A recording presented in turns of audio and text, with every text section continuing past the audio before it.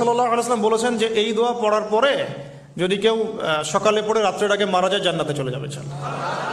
রাতে পড়ে সকালের আগে ইন্তেকাল করলে জান্নাতে চলে যাবে। আমি ইস্তেগফারের আপনাদেরকে 2-3টা দোয়া শিখাই দেই আগে ছোট্ট করে।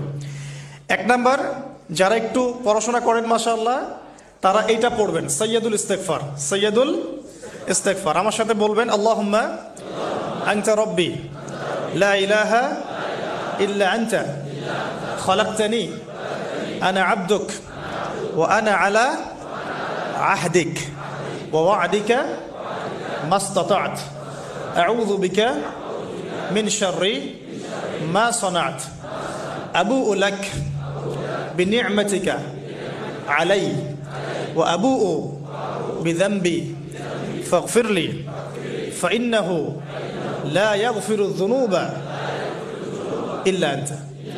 এই যে আমরা গত লেকচারে বলেছিলাম যে আমাদের ইবাদতগুলো অন্তঃসার শূন্য হয়ে যাচ্ছে এই কারণে, বিকজ আমরা অর্থটা বুঝি না। এই যে দোয়াটা আপনি করলেন, নবী সাল্লাল্লাহু আলাইহি ওয়াসাল্লাম বলেছেন যে এই দোয়া পড়ার পরে যদি কেউ সকালে পড়ে রাত্রের আগে মারা যায় জান্নাতে চলে যাবে। রাতে পড়ে সকালের আগে ইন্তেকাল করলে জান্নাতে চলে যাবে।